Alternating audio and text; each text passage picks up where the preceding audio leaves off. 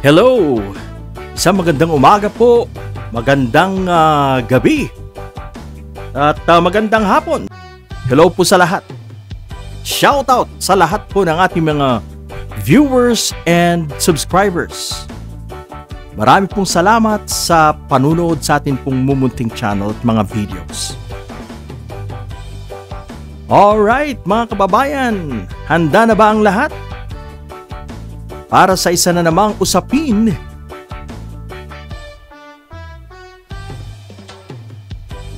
alright. Okay mga kababayan, so diretso na po tayo sa topic na atin pong pag-uusapan. Na ang mga Duterte at ang kanyang mga alipores, ang kanilang mga kasamahan, ang kanilang mga kaalyado, mga kababayan, sa ngayon ay kinakarma na. Yan po ang katotohanan. Yan po ang nakikita nating nangyayari.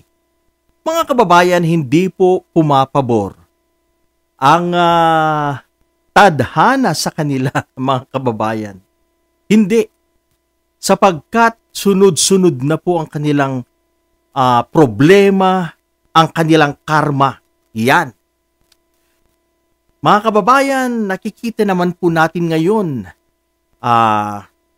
sa social media, sa mga balita, na ang mga Duterte, mga kababayan, ay hirap na kung paano po nila haharapin ang mga trials nilang ito.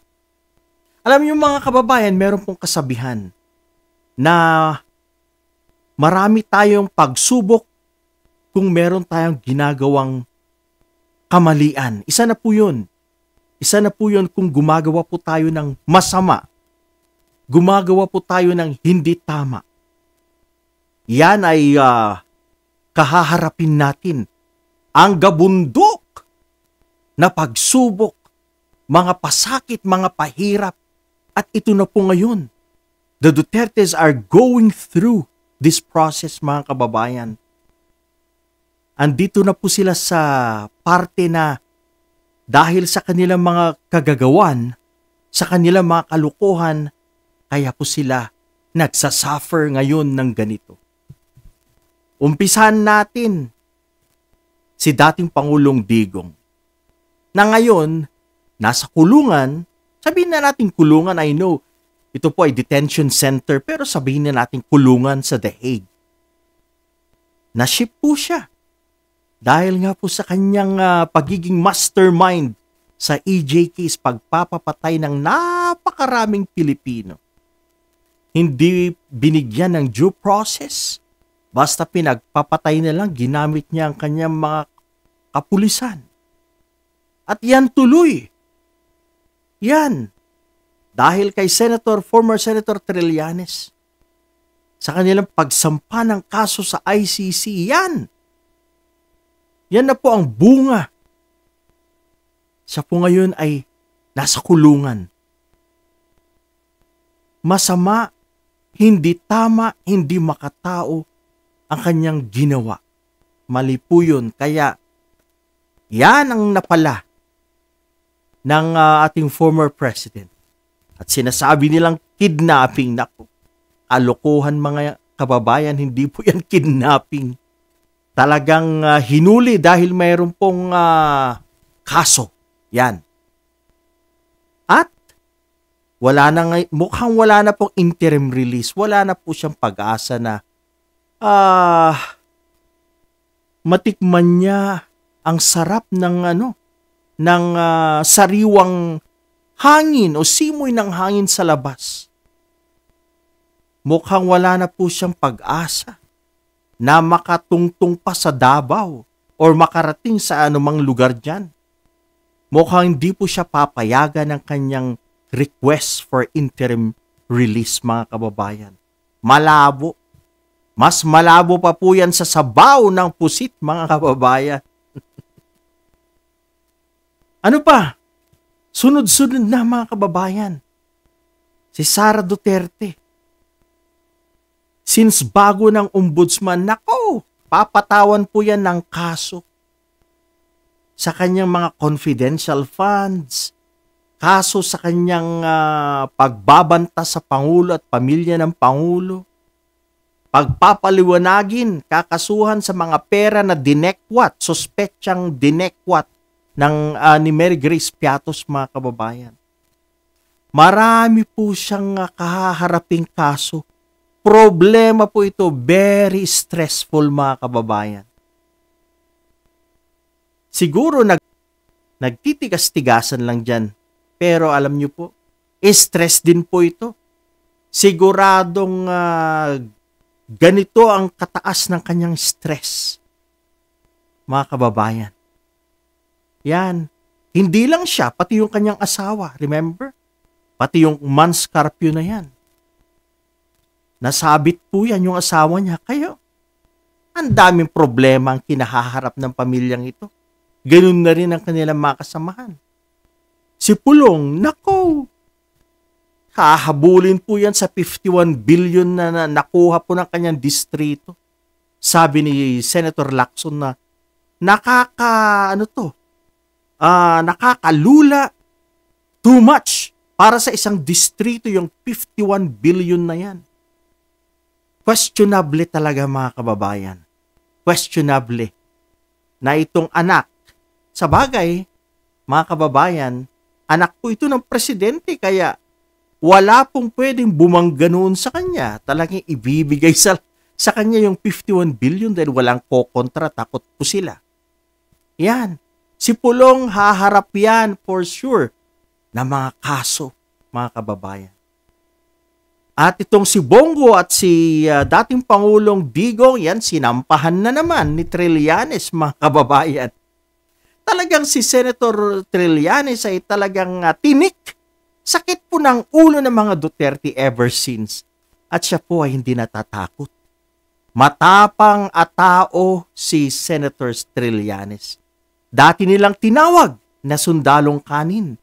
Pero yung sundalong kanin pala ang magpapakulong sa bilibid sa mastermind ng EJK. Now, alam niyo na ang sundalong kanin ay may ibubuga. Yeah.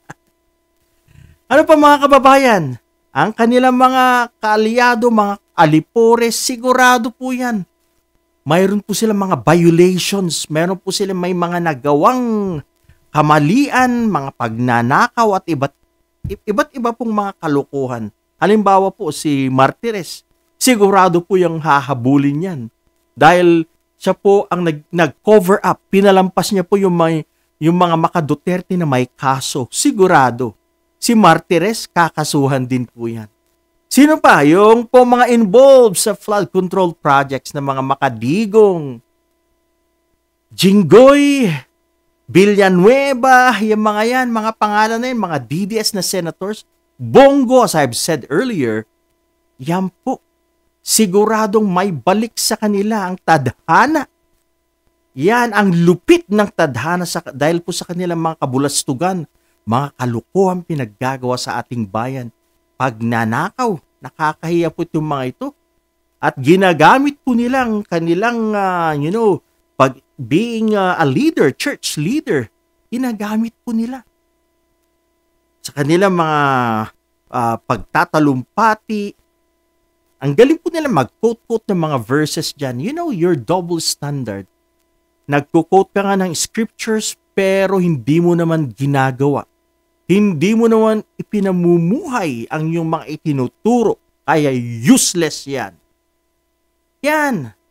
At sino pa ba?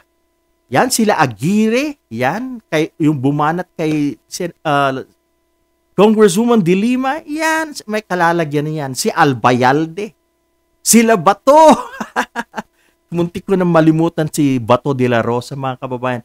Iiyak po yan pag dadamputin na ng ICC. Yan, may kalalagyan po lahat yung mga yan. Yung pong mga kasamahan nila, si Harry Roque, sigurado po yan. Nangangayayat na yata ngayon, mga kababayan, dahil po sa kanyang pinagdaraanan, malayo sa kanyang pamilya, nagtatago, pwedeng madampot anytime. Kaya, ang dami po nilang problema, mga kababayan. Kaya ngayon, Nais po nilang magpatulong sa kanilang mga allies na relihiyon. Ang Iglesia ni Cristo, ang JAL, ang relihiyon ni Kibuloy, mga kababayan. Magpapakita daw po sila ng puwersa sa taong bayan. You know, kahit napakarami nyo ang pinag-uusapan dito ay kung ano ang mali at ang tama. Unfortunately, kung pinapanigan nyo or sumusuporta kayo sa mga Duterte, kayo ay mali. Sapagkat maling-mali ang gawain ng mga Duterte at ang kanilang mga alipores. Pag kayo'y sumuporta sa mga Duterte, you will be judged by the people of the Philippines. Mas marami ang mga matitinong Pilipino. Kaya it's up to you kung magpapatuloy kayo, magpapagamit kayo sa pera ng Duterte, sa impluwensya ng Duterte. Basta ang taong bayan dapat ang masusunod dito. Posible magkaroon na naman po ito ng people power. At o baka magsalpo ka ng malalaking grupo na to. Ang grupo ng matitinong Pilipino kontra sa grupo ng mga nagpapagamit ng mga Pilipino, nagpapagamit sa mga politiko. Mga kababayan, sana naman hindi po matuloy yan. Sana ang magwagi ay ang kabutihan. Sana malupig ang kasamaan. Mga kababayan, karma sa mga Duterte at alipores. Ito po ay hindi political persecution. Ito po ay hindi panggigipit. Talagang merong nagawang katrayduran ng Duterte, kasalanan sa bayan, nagnakaw po sila at pumatay na maraming Pilipino. Diyan sila magaling sa kultura ng impunity. Alright mga kababayan, ito lang po muna ngayon. Paalam!